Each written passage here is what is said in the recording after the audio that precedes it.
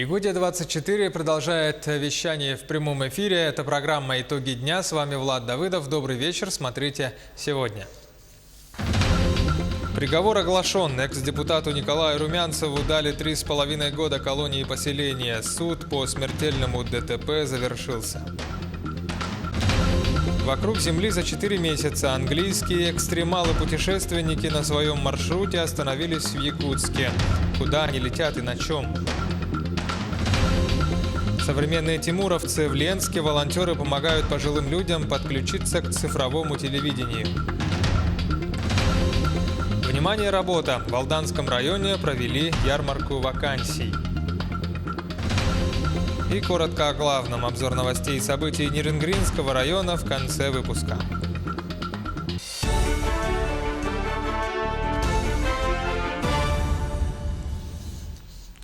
Лишение свободы сроком на 3,5 года колонии поселения. Такой приговор вынес сегодня Якутский городской суд экс-депутату Илтумен Николаю Румянцеву. Напомним, осенью 2017 года он сбил 3 людей на Намском тракте, 1 человек погиб. Его обвиняли в том, что он совершил наезд на людей в состоянии алкогольного опьянения, но сам он утверждал, что выпил после совершения ДТП, чтобы снять стресс. Гособвинение требовало более 4 лет лишения свободы в колонии поселения, суд дал 3,5. Все подробности этого громкого и резонансного дела смотрите в итоговом выпуске новостей Якутии день за днем в субботу. Но самое главное, уже судья свой приговор сказал, я сказал, что я этим согласен. Но самое главное для меня это то, что потерпевшие не простили, 3 раза простили. Это для меня самое главное. Разыскивается заключенный колонии поселения номер 2 города Якутска. Отсутствие осужденного Дмитрия Овсянникова выявили накануне вечером. Он осужден по статье «Кража» на срок 3 года 8 месяцев. Приметы: рост 178, телосложение худощавое, волосы темно-русые, есть шрам от ожога на правом ухе и на кисти руки. При разговоре картавит, был одет в темную футболку, черные брюки. В настоящее время сотрудниками УФСИН проводится комплекс оперативных разыскных мероприятий. При получении какой-либо информации о разыскиваемом сообщите в УФСИН по республике. Адрес и телефоны вы видите на своих экранах. Город Якутск, улица Дзержинского, 10, телефон 34 16 26. К другим новостям. Ледоход на Лене проходит по территории Кобяйского района. У поселка Жиганск подняло лед, а на реке Вилюй активная фаза ледохода также проходит по Кобяйскому району. Нижняя кромка ледохода вышла в устье. На реке Колыме лед проходит по территории Среднеколымского района. Уровень воды у Среднеколымска 1072 сантиметра, при критическом 1200 сантиметрах. Наблюдаются подвижки льда. Что касается Индигирки, то активная фаза ледохода проходит по территории Абыйского и Момского районов, а на реке Янов в ближайшие сутки ледоход продвинется по территории Абыйского и Момского районов, а к концу недели ожидается вскрытие реки у поселка Белая гора. 38 тысяч километров на миниатюрных вертолетах. Такое расстояние планируют преодолеть 2 английских пилота на гирокоптерах. Накануне они прибыли в Якутск. Позади 10 тысяч километров через Европу и Россию. Впереди их ждет еще более долгий путь. С экстремалами встретилась Саргалана Захарова. Вокруг Земли за 4 месяца в кругосветку на гирокоптерах английские путешественники Джеймс и Норман отправились еще в конце марта. За спиной уже 5 стран и практически вся Россия летят на автожирах. Это небольшие летательные аппараты, современный аналог самых первых вертолетов в мире.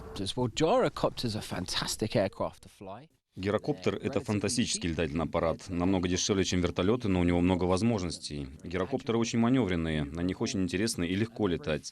Я надеюсь, что когда люди увидят нас, как мы летим через весь мир, они подумают: я тоже хочу так летать. Идея кругосветки появилась еще 3 года назад. Норман к тому времени уже побывал в своем первом кругосветном путешествии на гирокоптере. Но одна страна все никак не поддавалась. Как говорит Джеймс, я облетел почти весь мир, и только одна страна, в которую мне никак не удавалось попасть несколько лет, это была Россия. Побывать здесь, пролетев над Беринговым проливом. Создав команду с Джеймсом, мы все-таки это сделали. Мы заполнили нашу карту недостающей частью. Управлять гирокоптером – это все равно, что водить мотоцикл, говорит Норман. Автожир может набирать высоту до 1000 и более метров, но в этом путешествии экстремалы предпочитают лететь гораздо ниже. Так есть возможность полюбоваться природой, посмотреть на незнакомые города и села. На борту все самое необходимое – топливо, сменная и теплая одежда, принадлежности для экстренных случаев. Это и палатка, и лодка, и специальный чехол для самих автожиров. Максимальная загрузка вместе с пилотом – 500 килограммов. Для такого типа маршрута, в котором ты из тропиков переходишь в арктическую зону, тебе нужно иметь с собой все на любой жизненный случай. Например, чтобы сесть в пустыне, как это было в моем случае, мне пришлось срочно садиться в пустыне Саудовской Аравии, а ночь я провел на заправочной станции. Впереди еще десятки тысяч километров. После Якутска пилоты планируют приземлиться в Ваймяконе. А дальше Магадан, откуда через Беринговый пролив искатели приключений полетят на Аляску. Планируют достичь финиша в июле. С точной датой пока не определились. В планы свои коррективы вносит погода. Вот и в столице республики пришлось немного задержаться. Но как тучи над Якутском рассеются, путешествие англичан вокруг Земли продолжится. Саргалана Захарова, Джилустан Иннокентьев, Якутск. В пригороде Якутска спустили на воду первое судно в этом году. Это сухогрузный теплоход СК-2018. Транспорт модернизировали. Теперь судно будет не только перевозить грузы, но и использоваться как паром. Сюжет Юрия Осипова. Огромное судно спускают на воду 12 человек. Это механик, мастер, рабочий и оператор. Ему и отведена главная роль. Именно оператор управляет этой полностью автоматизированной системой. В башне находится оператор. Мы по рации с ней связываемся, указываем, какие телеги используем. Все, подбиваем их под корпус судна и начинаем спуск по команде. Старший мастер судоплавного цеха наблюдает за самими косяковыми телегами, чтобы не было тоже здесь казусов, чтобы не сошли с рельсов. Здесь установлено 13 лебедок, каждая из которых способна выдержать вес до 300 тонн. Судно спускается при помощи лебедок и так называемых косяковых телег. Минут 20-30 и судно оказывается на воде. Сухогрузный теплоход СК-2018 был модернизирован в этом году. На нем установили 2 грузовые аппарели, чтобы судно могло работать и как паром. Данное судно может теперь работать на паромной переправе, перевозить автотехнику, какое-то оборудование. Ну, и задачи будут устанавливаться уже в зависимости от потребностей. Это не первый опыт подобной модернизации для Жатайского судостроительного завода. Но в этот раз проект был доработан и подразумевает возможность перевозки и опасных грузов. В судне полностью модернизировали пожарную систему. Юрий Осипов, Павел Пахомов, Якутск. Сейчас короткая пауза, меньше 1 минуты. Оставайтесь с нами и смотрите во второй части итогов дня. Современные тимуровцы в Ленске. Волонтеры помогают пожилым людям подключиться к цифровому ТВ. Внимание, работа в Алданском районе. Провели ярмарку вакансий. Работу предлагали 13 предприятий. Коротко о главном. Обзор новостей событий Нерюнгринского района в конце выпуска. Обо всем этом и о многом другом после короткой паузы. Якутия-24. Итоги дня. Продолжаем выпуск. В Якутии выявлены бездомные, зараженные вирусом ВИЧ. По данным Республиканского центра СПИД, из 5 выявленных 3 не состояли на учете. Это новая для региона тенденция, ведь в республике из-за климатических особенностей выжить не просто и здоровому человеку, а у ведущего асоциальный образ жизни шансов меньше в разы. О том, чем болеют, куда попадают и как справляются с трудными ситуациями люди, живущие на улицах, смотрите завтра в специальном репортаже телеканала «Якутия-24». Первый эфир сразу после 9-часовых утренних новостей. Жители одного из аварийных домов в Якутске никак не дождутся переселения. Проблема в том, что сроки расселения отодвигаются из года в год. Терпение горожан на пределе. В ситуации разбиралась Сусанна Рожина. Жильцы дома по улице 50 лет Советской армии 32 возмущены тем, что их дом был признан аварийным еще в мае 2012 года и подлежал переселению в 2019 году. Но они до сих пор не могут получить внятного и конкретного ответа от ДЖО по срокам их переселения. На сайте значится, что их дом будет расселен только в конце 2021 года. Мы столкнулись с тем, что нас отодвигали вечно со сносом, но мы признаны официально аварийной с 25 мая 2012 года. Да. И официально нам уже дали ответ, что в 2019 году нас точно как бы снесут. И сказали нам, что нас передвинули на 2020 год. Хорошо, я перезваниваю на следующий день, спрашиваю, так и так, вот такой-то дом, в каком году нас все-таки расселяют? В 2020-м. Хорошо, я возмутилась там, конечно, мне не дали никаких ответов, ничего. На следующий день я все равно туда звоню, потому что у меня опять ряд вопросов, как бы буйство эмоций. И мне говорят уже на 21-й, ну вот как так? Ответы никаких не дают. И самое интересное, что уже есть списки, кого будут расселять. И люди, которые признаны аварийными позже нашего срока, они вошли намного раньше нас. Вот что это такое? Мы просто возмущены страшно. Возмущенные жильцы, не зная, куда обратиться, написали жалобу в ОНФ. Общественные активисты среагировали быстро. Практически в этот же день, как поступило к нам обращение граждан, Валерию Алексеевичу было отписано данное письмо. Валерий Алексеевич отписался в Департамент жилищных отношений с запросом, по каким причинам были перенесены данные сроки и почему по данному обращению не была предоставлена точная информация. Официальный ответ от Департамента жилищных отношений должен поступить общественникам в течение месяца. Но как нам в телефонном разговоре сообщила руководитель ведомства Анна Александрова, в Якутске в 2012 году действительно были признаны аварийными 39 домов. Но в первый этап расселения попали лишь 26 из них. Остальные 13 будут расселены позже. Документация, которая готовится дирекцией, у кого очень низкая площадь, к сожалению, мы понимаем, что 13 домов мы не выбираем те дома, которые лучше или хуже. Мы выбираем те, которые дома, признанные грозящим обвалом, они вошли уже официально есть документ, что дома признаны грозящим обвалом. А остальным, в том числе и жителям аварийного дома по улице 50 лет Советской Армии, 32, все-таки придется ждать еще 2 года.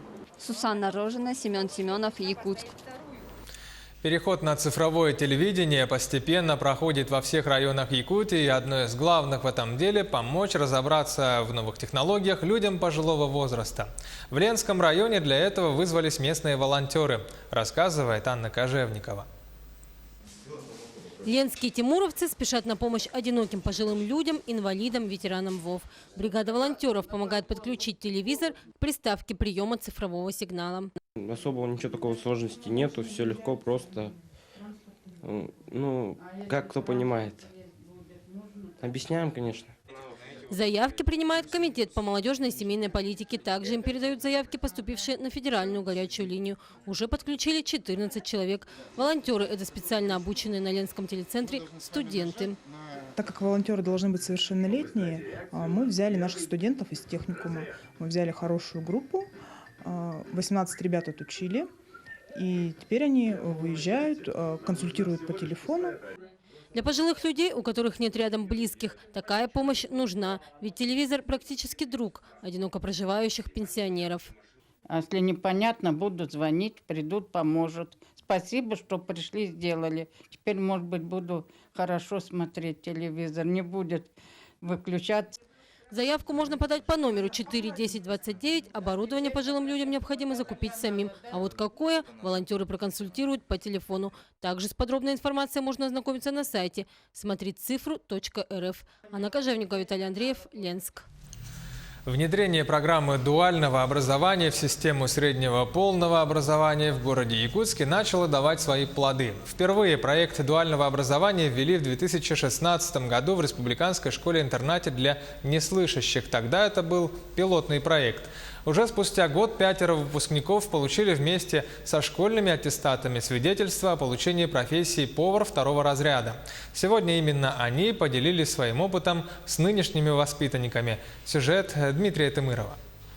Сегодня в школе подводят итоги работы за 3 года внедрения системы дуального образования. Выпускники прошлых лет провели мастер-класс по кондитерскому делу, поделились опытом с нынешними учащимся интерната. Когда я училась в 12 классе, нам предложили обучиться на пекаря. В 2017 году мы обучались и получили свидетельство. Затем после этого мы поступили в техникум-интернат, и мы продолжили обучаться по этой специальности на повара-кондитера. И вот в этом году я заканчиваю уже и получаю диплом. На сегодня мы уже подготовили за 2 года пекарей, а в этом году мы взялись за программу подготовки поваров. Сегодня идет демонстрация мастер-класса. Мы за эти 3 года набрались немного опыта. И самое главное, родители наши довольны, дети наши довольны. Алексей в этом году оканчивает школу и очень рад тому, что одновременно с аттестатом он получит специальность повара-кондитера. А я с самого детства очень любил готовить. Я всегда помогал маме на кухне готовить. И все родственники говорили, что я очень вкусно готовлю. Сейчас же я обучаюсь в 11 классе. И после школы я планирую поступить в техникум-интернат на пекаря-кондитера. И в будущем я планирую открыть свой ресторан. Профессиональный кабинет здесь открыли только в прошлом году, а до этого практические навыки ребята получали в Республиканском техникуме реабилитации инвалидов. Теперь же они могут обучаться, не покидая стен школы. Ребята 11 класса, они продолжают еще 12 класс. И у нас программа рассчитана на 2 года. То есть по окончании 12 класса они получают свидетельство по профессии повар 2-го разряда. И какие навыки они получают по окончании? По окончании они получают теоретические навыки по кулинарии, по оборудованию, по технике безопасности, по санитарии, а также практические навыки по приготовлению кулинарных блюд из овощей, круп, рыбы, мяса, а также мучных кондитерских изделий. В будущем руководство школы планирует увеличить спектр получаемых профессий. Возможно, уже этой осенью в список войдут IT-специальности. Дмитрий Тымыров, Григорий Охлопков, Якутск. В Алданском районе в политехникуме провели ярмарку вакансий. Работу предлагали 13 предприятий, рассказывает Татьяна Вахнина. Найти работу на исходе весны – добрый знак. 21 мая в России отмечается День защиты от безработицы. В рамках праздника в актовом зале Алданского политехникума открылась очень необычная ярмарка – ярмарка вакансий. На сегодняшний день у нас зарегистрировано 160 безработных. Это в пределах предыдущих лет. У нас нет резкого роста безработицы. Проведение ярмарки инициировали специалисты Центра занятости населения совместно с преподавателями Алданского политехникума. На ярмарку были приглашены все, кто нуждается в работе. Большую часть соискателей составили студенты-выпускники, которые скоро получат дипломы. Задуматься о службе – самое время. Первый раз нахожусь на этом мероприятии. Очень интересно, как все будет проходить. Неожиданно, конечно, что позвали. Интересно. Сотрудники различного профиля требуются 13 предприятиям Алданского района. Спросом пользуются технические профессии. Впрочем, кадрам иных сфер также было на что посмотреть. Как говорится, наша служба опасна и трудна, так что нам все специальности пригодятся. И самое главное, чтобы было рвение к работе, к службе. Ознакомление с резюме, собеседование, тестирование по специальности. Участники ярмарки сохраняли серьезность и сосредоточенность. Отсутствие опыта и недостаток навыков у потенциальных сотрудников работодателей не пугали. Очень многое, как известно, приходит в процессе практики. Главное – желание учиться. Активно учим, обеспечиваем ежедневную практику на объектах наших заказчиков. Личная беседа с потенциальным работодателем – лишь одна из форм поиска работы. В рамках ярмарки организаторы ознакомили соискателей с иными способами трудоустройства. Помимо собеседования с работодателями, сегодня мы будем проводить для них собеседование по поиску работы через портал «Работа в России». Поиск работы – это не только процедура, предусматривающая определенные формальности, но также искусство, требующее от соискателя умения представить свою ценность и расположить к себе работодателя. Научить будущих сотрудников ориентироваться на рынке труда и выстраивать грамотный диалог с потенциальным руководителем – таковы, по словам организаторов, главные цели ярмарки. Татьяна Вахнина, Сергей Шипачев, Александр Лукин, Алдан. Кузбасс с двухдневным визитом посетили представители оргкомитета Международных игр «Дети Азии». В 2023 году Кемеровская область может стать площадкой для проведения масштабного мероприятия. Заявка от нашего региона сейчас находится на рассмотрении в Международном комитете. Окончательное решение будет принято после того, как члены делегации ознакомятся с инфраструктурой спортивных объектов.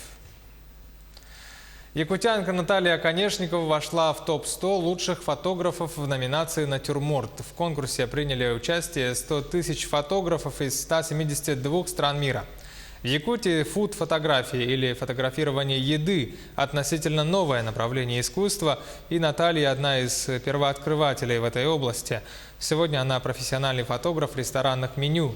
Помимо этого, выпускает книги с рецептами, ведет колонку в женском журнале, проводит мастер-классы, также работает над второй авторской книгой «Готовим счастье по рецепту». Оценивают твои работы 50 членов жюри из 50 разных стран мира. И потом уже, посмотрев финальный ролик, я поняла, что там просто шикарные пейзажи. Там невероятные какие-то белые медведи на Антарктиде, пингвины, что-то там пустыни, какие-то люди, идущие по кромке пустынных дюн. И тут мои фотографии черной смородины и зеленого горошка. Я, конечно, была очень удивлена, но очень радует, что мои труды оценили. Очень много разных номинаций, но именно фуд-фотографий там не было. Но я нашла тему натюрморт, что более-менее подходит моему виду съемки, и отправила фотографии в номинацию натюрморт, отправила макрофотографии свои, отправила фотографии с животными. И, собственно, вот 3 мои фотографии именно по номинации натюрморт, они вошли в 100 лучших. На этом наш выпуск завершен. Эфир продолжит обзор новостей и событий Ниренгринского района. Слово передаю Сергею Козюра. Добрый вечер. В рамках реализации федерального проекта «Культурная среда» национального проекта «Культура» из государственного бюджета республики в текущем году будет адресовано 3 546 000 рублей бюджетом муниципальных образований. Средства должны будут направлены на оснащение детских школ искусств музыкальными инструментами, оборудованием и учебными материалами. Согласно документу, общая сумма финансирования с учетом средств федерального бюджета составляет 44 325 000 рублей. В списке школ, куда будут направлены средства из республиканского бюджета, попала и детская школа искусств города Ниренгри. Совсем недавно, буквально недели 2 назад, поступило 6 миллионов рублей. Деньги, которые будут потрачены на приобретение музыкальных инструментов, оборудование и музыкальную литературу. Предположительно, у нас, в общем-то, большой ассортимент покупки. У нас и фортепиано мы покупаем, и народные инструменты, и думры, и балалайки, гитары есть, и 2 ударных установки, потому что так как у нас существует оркестр, дети наши, конечно, я думаю, будут в восторге от новых инструментов. Звучание не сравнится нового инструмента и старого. Это просто разные вещи совершенно. В марте месяце мы рассказывали о том, что семья Плихневич с особенным ребенком, проживающая в Ниренгри, нуждается в новой кресло-коляске. Неравнодушные земляки откликнулись на наш призыв, и семья смогла приобрести инвентарь, который так был необходим 15-летнему Диме в послеоперационный период. Операция по сколиозу в клинике Елизарова в городе Курган прошла удачно, и Дима с мамой вернулись в Ниренгри. С нашими уже добрыми друзьями сегодня встретились мои коллеги. Операция длилась 7 часов и прошла успешно. От наркоза Дима отошел быстро, и послеоперационный период прошел с положительной динамикой. А все потому, что мальчик сам твердо настроен на выздоровление. Сейчас позвоночник выровнен на 85%, его органы больше не сдавлены, и сильная одышка перестала мучить Диму. Нет угрозы деформации ребер. Маме Диме, которая носит его на себе, безустанно занимается и верит в сына, нужно отдать должное. Пролежали там целый месяц с 8 апреля по 8 мая. Вот. После реабилитации Дима один из первых сам сел, сам стремился очень, его очень хвалили врачи о том, что он очень стремился к хорошему результату сам. Он сейчас даже и дышится, ему легче. Он и смеется громче, и улыбается. Коляска, на которую все же успели собрать средства, пригодилась не только для транспортировки, но и для прогулок на свежем воздухе. Благо, погода в Кургане радовала. До встречи в следующем эфире. Оставайтесь на телеканале Якутия-24. Будьте в курсе всех событий. Всего доброго.